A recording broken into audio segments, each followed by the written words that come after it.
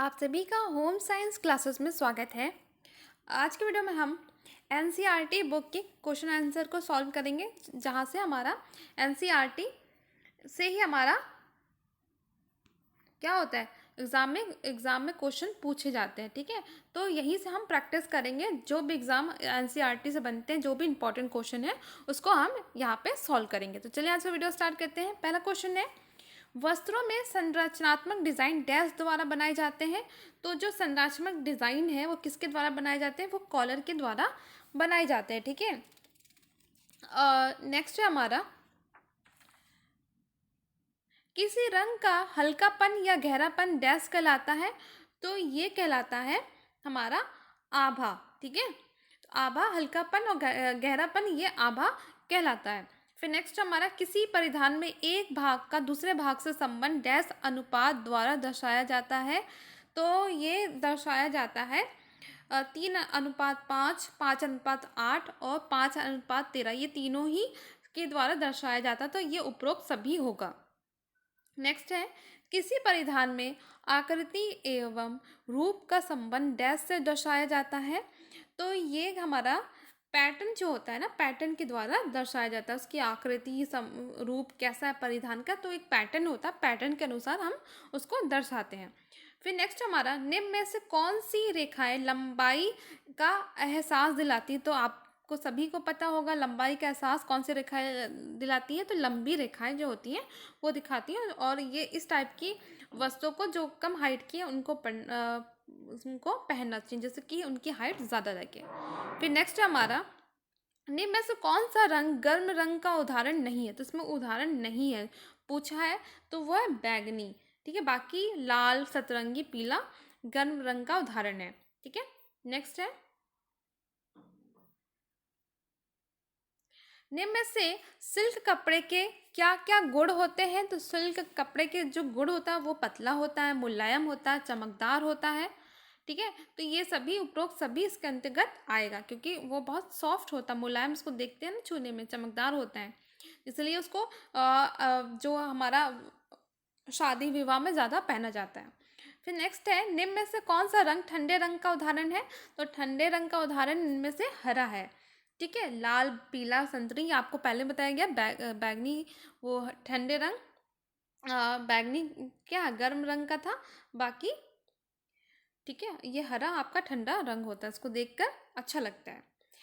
गले की गोलाई को निम्न में से कौन सा गला उभारता है? तो जो गले की गोलाई है उसको उभारने वाला कौन सा डिज़ाइन होता है? इनमें से कोई भी नहीं। गोल गला, चौरस गला, वी गला, इनमें से कोई भी नहीं, ऑप्शन आपका सही है।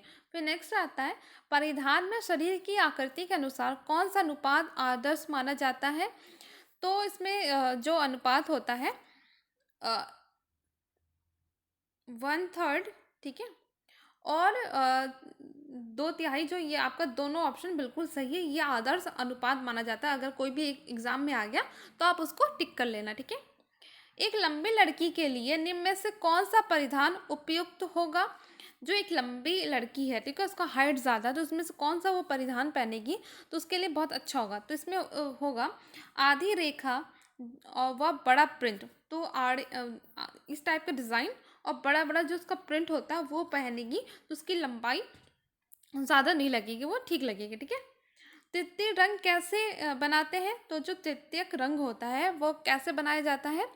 तो वो बनाया जाता है प्राथमिक रंग और द्वितीयक रंग को, दोनों को मिलाकर ही हमारा तृतीय रंग बनता है। ठीक है, नेक्स्ट है, वस्त्रों का उचित चयन करते समय उनके मूल्य तत्वों, रेखाएं, रंग, डैश और डिज़ाइन के सिद्धांतों का ज्ञान होना चाहिए। तो इसमें कौन से होना चाहिए? हमारा जो बनावट है, तो बनावट के अनुसार ही वस्तुओं का चयन करना चाहिए, उनकी मूल तत्वों, रेखाओं का ज्ञान होना चाहिए। ठीक है, फिर नेक्स्ट है, लंबी रेखाएं डैश का एहसास दिलाती हैं।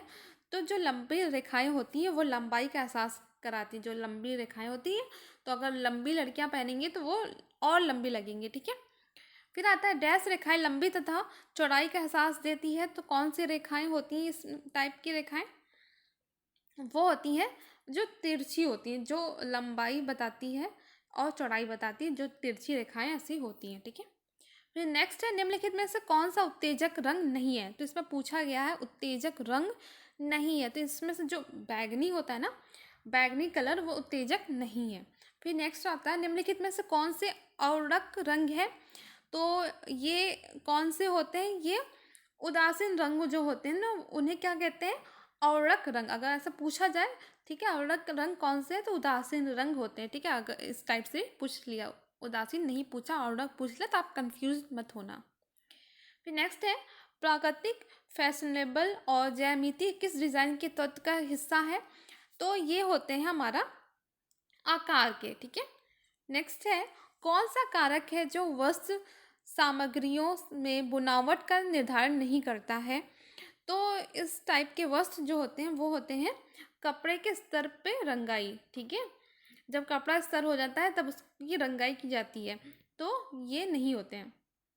फिर नेक्स्ट हमारा रेखा, रंग और संरचना डैश के तत्व है, तो आप सभी को पता है ये किसके, कला के तत्व होते हैं। जब परिधान के मध्य से दोनों ओर संरचना, आकर्षण, अलंकरण एक समान रहते हैं, तो ऐसा संतुलन डैश कहलाता है। तो ये कौन सा संतुलन कहलाता है, ये कहलाता है औपचारिक, औपचारिक संतुलन, ठीक है, औपचारिक संतुलन कहलाता है। फिर इसको मिलान करना, हमारा मिलान आ गया।